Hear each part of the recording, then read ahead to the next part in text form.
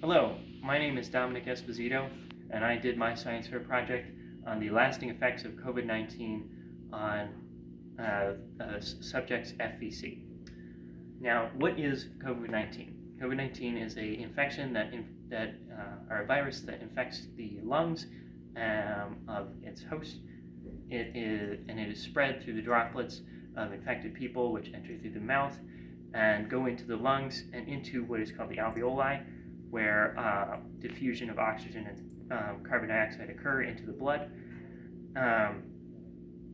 Once COVID-19 is inside, or once the virus is inside, it causes a reaction by the body to send white blood cells and other liquids to help remove this threat, which ends up causing inflammation inside the alveoli and filling up the lungs with liquid, which can lead to pneumonia and ARDS.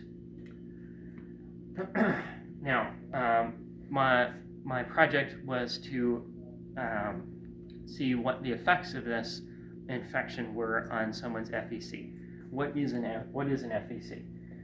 FVC is a measurement of the total air breathed out from your lungs, and as you can see here, this is the measurement here. There are many other measurements of the total of the air inside of your lungs, including something like total air or total lung capacity, or inspiratory reserve volume. These all make up the entire air population inside of your lungs, and can all be measured to see your pulmonary function.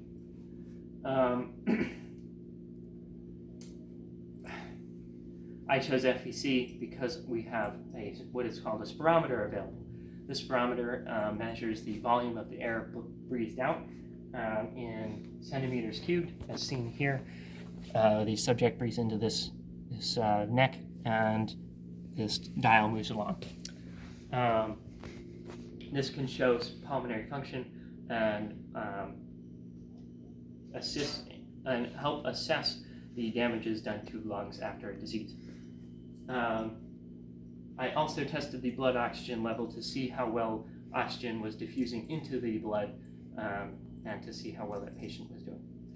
So here I have my results.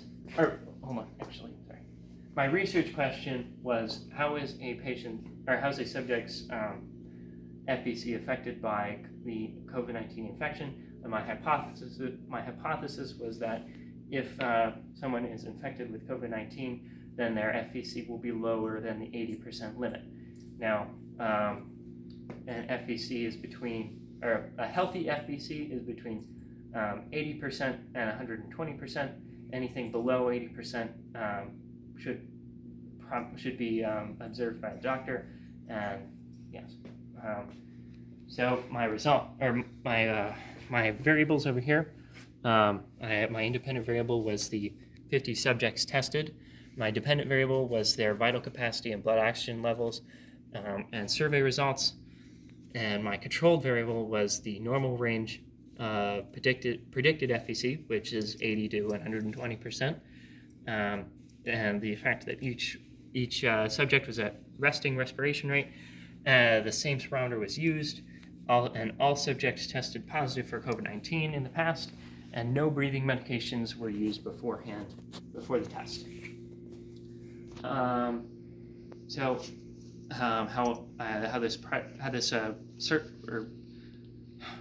this project went out was I had a informed consent form and a survey, and each subject signed this informed consent form and then filled out a survey which included information on their age, height, gender, ethnicity, pre-existing health conditions, whether they were hospitalized, and their vaccination and COVID dates.